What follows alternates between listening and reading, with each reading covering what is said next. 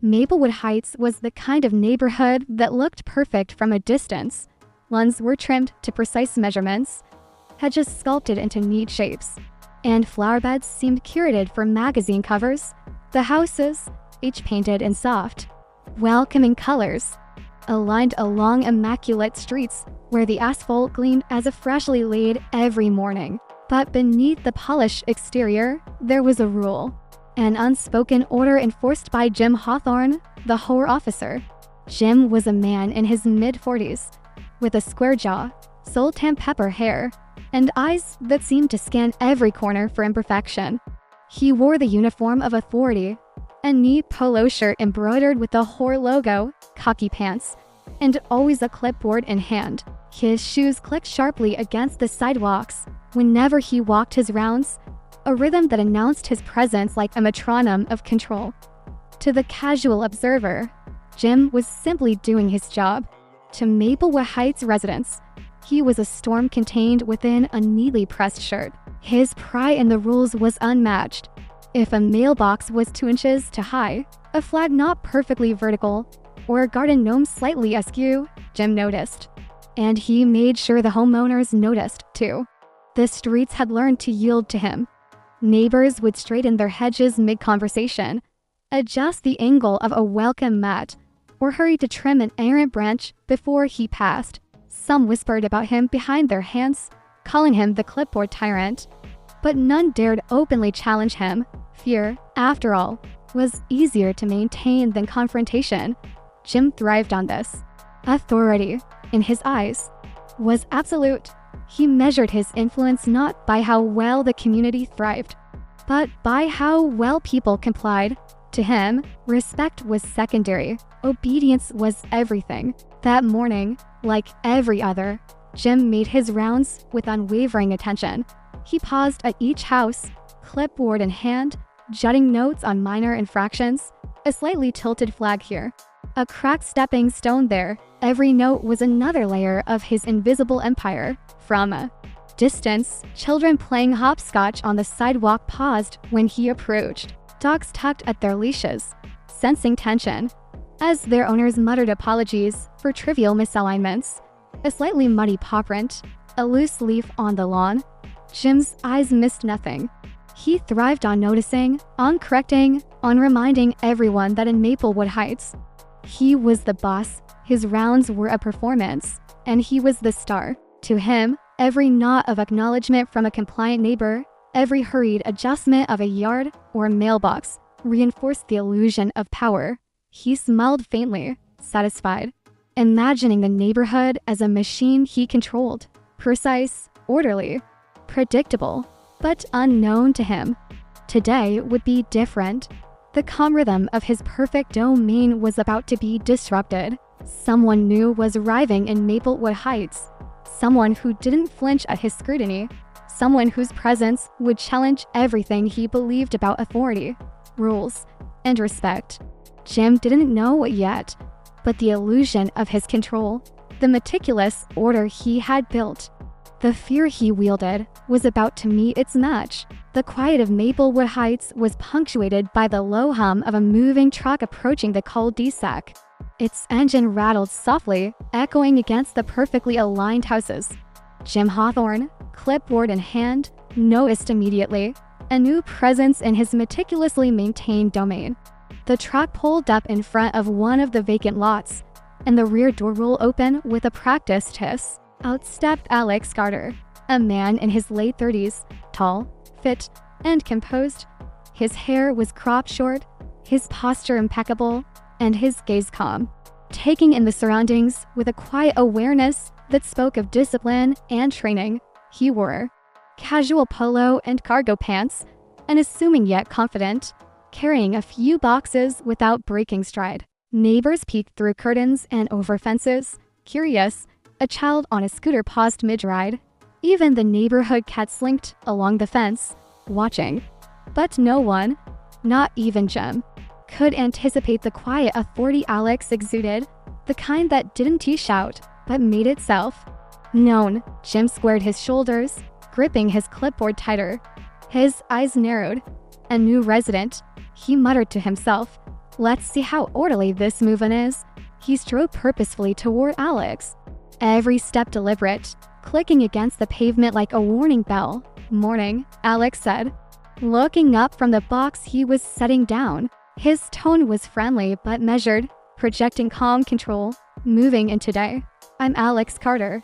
Jim's gaze swept the truck, the boxes, the slight disarray of items staged on the driveway. "I'm Jim Hawthorne, HOA officer," he said, voice firm, clipboard raised as if it were a shield. "I oversee the neighborhood, and I need to make sure all move-ins comply with our guidelines." Alex nodded politely, his eyes scanning the neighborhood with quiet precision. "Of course, just let me know what I need to do." Jim took a small step closer, clipboard held at chest level, as if it were a weapon of authority. "Your truck shouldn't block the street. Boxes need to stay on your property, and I'll need to inspect your mailbox placement, landscaping plan, and any potential violations before you get settled." Alex set down the last box, placing it neatly on the driveway. "Understood," he replied calmly. There was no hint of fear in his voice, no rush, no defensiveness, only steady focus. The calmness unsettled Jim more than disobedience ever could. He was used to quivering nods and muttered apologies, not composed, confident replies. He leaned in, pointing at the truck. "Do you even realize that parking like that could block emergency access? You'll need to move it immediately." "I'll make sure it's not in the way," Alex said, already moving toward the side of the driveway to adjust the truck with effortless efficiency. His movements were smooth, precise, almost military in their execution, yet nothing about his appearance screamed soldier. He was just competent, in complete control. Neighbors began to take notice. The retired couple across the street stepped onto their porch. A teenager leaning against a fence whispered to her friend. Even Jim felt a flicker of unease, a small crack in the armor of his assumed dominance. Jim squared his shoulders again, clipboard raised, attempting to reassert authority. "I need to check your documents, permits, and HOA forms before you go any further. Move-ins here require my approval. Understand?" Alex smiled faintly, calm and unflappable. "Absolutely. I'll have everything ready." His tone carried no challenge, yet it conveyed subtle assurance that he was in no way intimidated. Jim's fingers tightened round the clipboard. For the first time in years, he realized that not everyone bowed to his rules without question. And though Alex had said nothing confrontational, the way he moved, spoke, and carried himself suggested he was more than capable of standing his ground, and perhaps even teaching the neighborhood a thing or two about real authority. The tension hung in the air like a storm cloud. Maplewood Heights, so used to order, was about to be tested in a way it had never imagined. The sun had climbed higher over Maplewood Heights, casting crisp shadows across the immaculate lawns. Jim Hawthorne, clipboard in hand, stood at the edge of Alex's driveway, surveying the new residents' move-in. Every detail was scrutinized.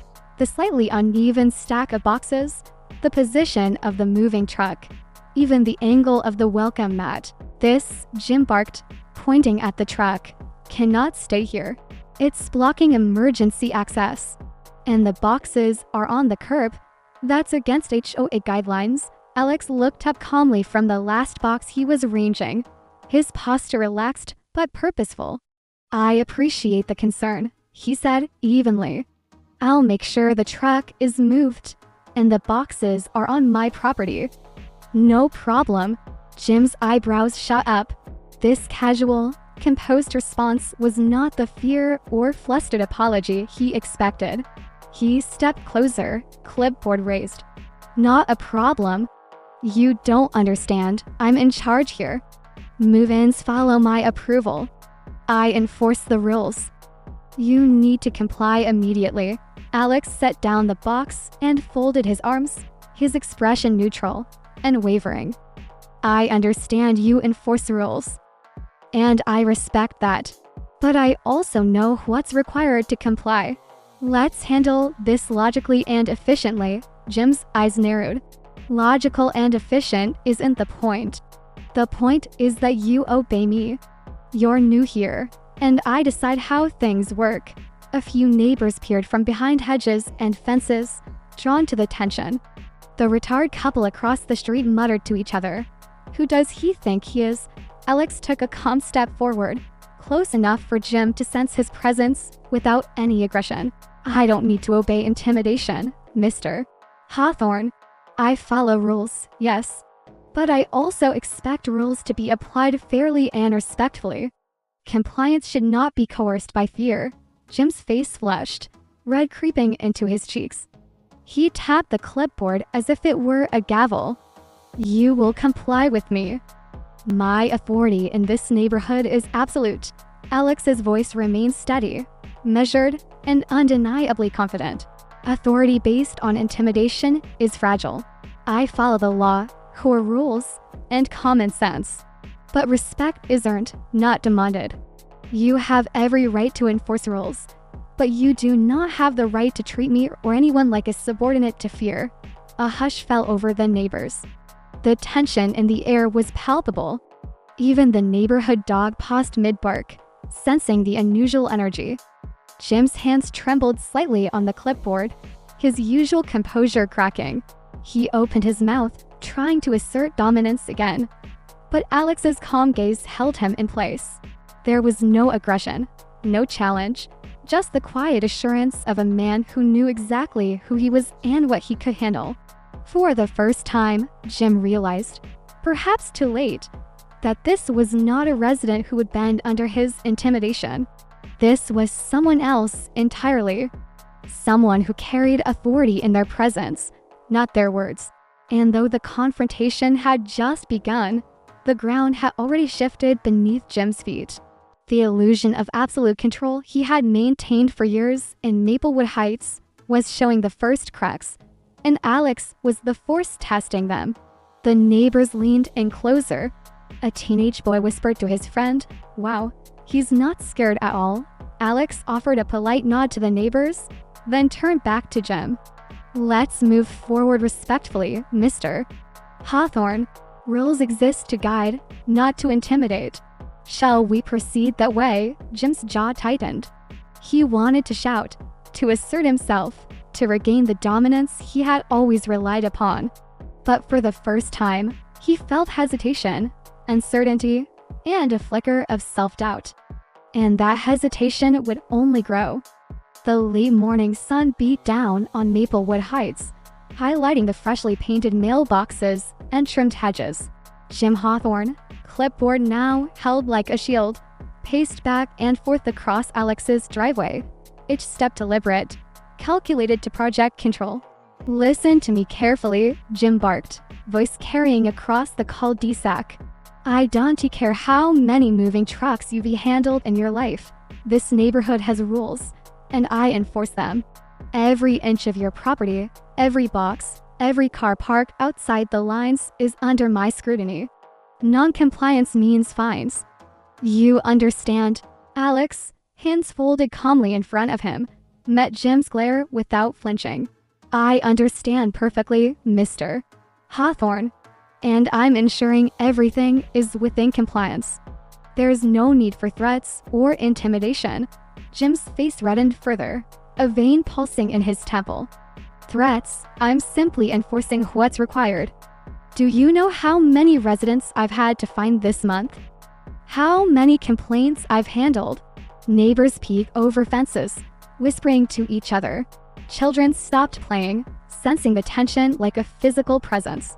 Jim's usual aura of fear had not intimidated Alex, and that alone was disorienting. Alex tilted his head slightly, his calm gaze steady. Mr. Hawthorne, I respect your position.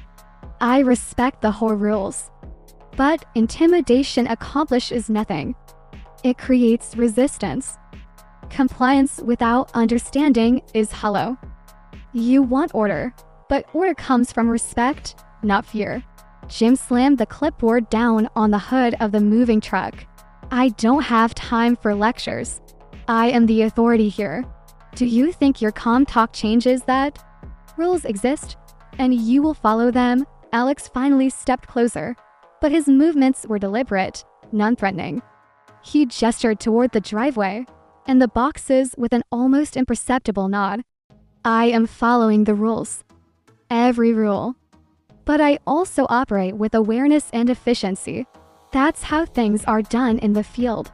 Threats don't improve compliance. Clarity and action do. Jim's voice dropped, a mixture of anger and disbelief. Field, what are you talking about? Alex's eyes softened, just enough to command attention. I've handled situations where real authority mattered. Lives depended on understanding, discipline, and calm decision-making. Intimidation won't work here. And it won't work on me. The neighbors gasped audibly, some muttering under their breath. The retired couple across the street exchanged glances. Even the teenagers leaned forward, whispering, "Oh, he's not scared at all." Jim's hands trembled slightly as he gripped the clipboard. His confidence, built over years of minor power plays, began to crack. This wasn't a resident afraid of fines. This was someone who understood authority deeply and, without raising his voice, made Jim feel powerless. Alex's composure was almost effortless. Every word, every movement radiated control. Control that came not from a title or a clipboard, but from skill, confidence, and presence. He was calm, yet unmistakably in command of the situation. Jim inhaled sharply, trying to regain dominance. I have rules to enforce. I don't care about your field training or whatever you claim. Alex tilted his head, with steady, voice carrying calm authority. Rules are important. I follow them. But true authority is earned through competence, fairness, and respect. Fear is temporary, respect is lasting. You can continue trying to intimidate, or you can learn how to lead effectively. Jim froze, a flash of realization crossing his face. The first time in years someone had challenged him and refused to submit. The imbalance of power was clear, and the neighborhood noticed. His usual threats, his carefully honed tactics of fear, were useless against someone who simply didn't respond to them. The tension hung in the air like a storm ready to break. Jim's chest tightened, his pride bruised. For the first time, he understood the fragility of his authority, that intimidation was a house of cards, and Alex was about to topple it. And in the quiet, subtle way only true confidence could manifest, Alex simply waited, calm and composed, letting the weight of his presence speak louder than any words. The morning sun was high, casting sharp shadows across the perfectly lined streets of Maplewood Heights. Jim Hawthorne's face was flushed, his hands trembling slightly on the clipboard. He had tried every tactic he knew, warnings, threats, citations, yet Alex Carter had remained unflappable, calm, and resolute. "Enough," Alex said softly, finally breaking the prolonged silence. His voice was calm, deliberate, and carried the kind of authority that silenced even the whispering neighbors. "I believe it's time you understood who I am, and why your intimidation tactics will not work here." Jim blinked, unsure if he had heard correctly. "Who you are? What do you mean?" Alex's posture remained relaxed, almost casual, yet there was a subtle precision in every movement. He opened his jacket slightly, revealing a discreet, but unmistakable insignia, Navy SEAL trident. He spoke without arrogance, letting the symbol speak for itself. "I am a Navy SEAL veteran. Leadership, discipline, and respect are not lessons I learned from titles or clipboards. They were earned under extreme pressure, where intimidation is meaningless, and only competence matters." A hush fell over the neighborhood. Windows opened, doors cracked, and neighbors stepped out, drawn to the drama unfolding. Even the children paused mid-play. Jim's face turned pale. A SEAL? You're telling me?" His words faltered. The weight of Alex's experience, authority, and calm confidence was already reshaping the power dynamic. Alex continued, voice calm but firm, "Mr. Hawthorne, rules exist for order, not as instruments of fear. Authority without understanding is fragile, temporary, and ultimately ineffective. You've built control and intimidation. But true respect is earned, not demanded. Jim gripped his clipboard tighter, shaking. I've enforced every rule. I've kept this neighborhood in order. Alex stepped forward slightly, hands relaxed at his sides, exuding controlled confidence. Order is important, but respect, competence, and calm decision-making create lasting compliance. Fear only produces resentment. For the first time, Jim felt his authority crumble. The power he had wielded over Maplewood Heights, the fear he had cultivated for years, seemed fragile in the face of Alex's quiet, undeniable presence. He had been confronted by someone whose authority was grounded in skill, experience, and integrity, something he could never fake. The neighbors whispered among themselves. Eyes darted between Jim and Alex. Even the retired couple across the street exchanged a knowing glance, realizing that the balance of power had shifted completely. Alex gestured toward the moving truck and boxes. We'll get everything properly arranged. No fines, no intimidation, just compliance, cooperation, and respect. That's how a neighborhood functions effectively. Jim's shoulders lumped. The clipboard felt heavy in his hands, no longer a symbol of power, but a reminder of his arrogance. He nodded slowly, finally acknowledging the lesson. I understand. You're right, Alex offered a small, reassuring smile. Then let's move forward the right way, Mr. Hawthorne. Together, in that moment, Maplewood Heights exhaled collectively. The tension dissolved into quiet admiration. The new resident, a Navy SEAL with calm confidence and undeniable competence, had flipped the script entirely. Jim realized something profound. True authority was not about shouting, pointing fingers, or enforcing fear. It was about presence, skill, and integrity, qualities he had finally witnessed firsthand. And as Alex began organizing the move-in with precision, neighbors quietly nodded in approval. The neighborhood's order would remain intact. But now, it was rooted in respect, not intimidation. The afternoon sun bathed Maplewood Heights in a warm, golden light. The earlier tension on the streets had dissipated, replaced by a calm that felt almost surreal. Neighbors peeked out from windows and porches, watching Alex move boxes and arrange furniture with quiet efficiency. Every action was precise, methodical, and yet unassuming, the mark of someone whose authority came from skill, not bluster. Jim Hawthorne lingered at the edge of the driveway, clipboard abandoned at his feet. For the first time, he truly observed what it meant to command respect. Not the quick nods he had forced, the hurried compliance of frightened residents, or the fleeting power of rules enforced through fear, but the steady, enduring influence of presence, competence, and calm confidence. Alex caught Jim's gaze and offered a subtle nod, a gesture of acknowledgement, not condescension. Rules matter, he said softly, but without respect, they are meaningless. Authority must be paired with understanding, guidance, and fairness. Jim swallowed, the weight of his past arrogance pressing on him. I thought I was doing the right thing. Keeping order. Maintaining control, you were enforcing rules. Alex replied, his voice steady. But you confused control with leadership. True authority inspires, it doesn't intimidate.